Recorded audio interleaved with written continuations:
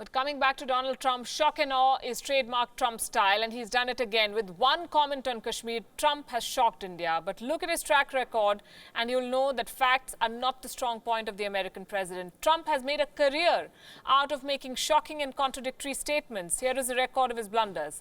January 1st, 2018, Trump started the new year by suspending security aid to Pakistan. He then tweeted that the decision to give aid to Pakistan was foolish. Yesterday, he said all that security could come back. He says the US and Pakistan will have great ties in future, that he has many friends in Pakistan, and all Pakistanis, listen to this, all Pakistanis are smart and tough like Imran Khan. So we are going to, that's right, we were paying $1.3 billion to Pakistan as aid, working out for many years. The problem was Pakistan, this is before you, Pakistan was not doing anything for us. They were really, I think, subversive. They were going against us. And this is something we'll be I ended that about a year and a half ago, the $1.3 billion. And I tell you what, to be honest, I think we have a better relationship with Pakistan right now than we did when we were paying that money. But all of that can come back depending on what we work out. We're working out things that are very important. We have I consider this very important. We're working out things that are very, very important. And I think at the end of this, at the end of a very short time, we're going to have a very great relationship with Pakistan. And we should. It's a great country. They're great people. I have many friends from Pakistan. Living in New York, I have a lot of Pakistani friends, I will tell you that. And they're great people. Smart, tough. They are tough. There's no question about that. They're like him. They're tough. What has changed, you may ask? Nothing, we say. Trump is a repeat offender. Some would say serial entertainer. Recently, he shocked the medical community with a single comment. The president was announcing a government plan to tackle kidney disease in America, and this is what he said. The kidney has a very special place in the heart. It's an incredible thing.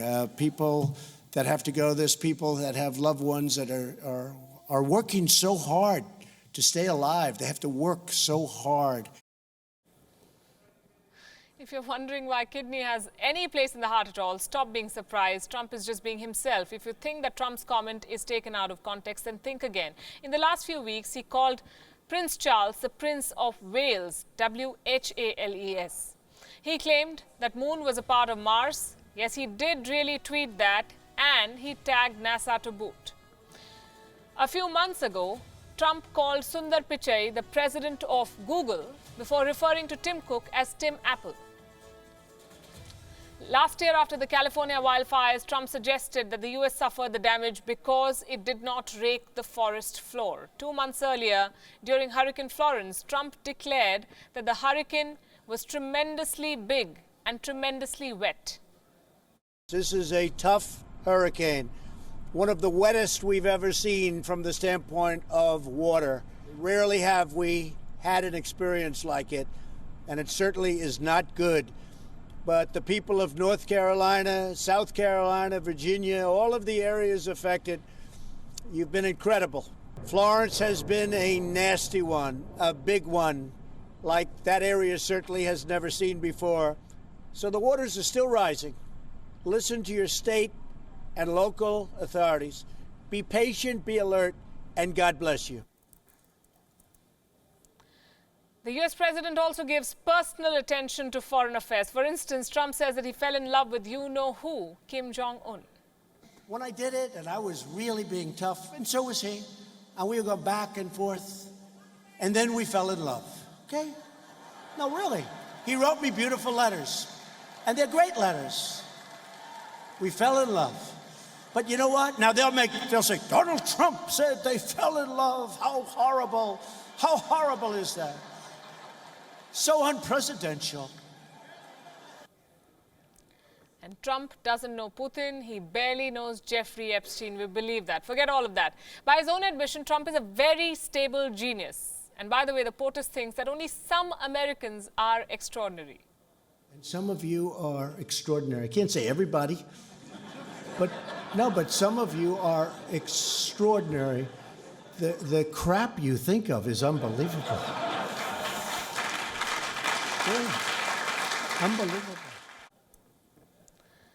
2 weeks weeks ago, during the Salute to America speech, Trump said that America's Continental Army took over the airports during the American War of Independence. Unfortunately for Trump, there were no airplanes or airports till the 1900s.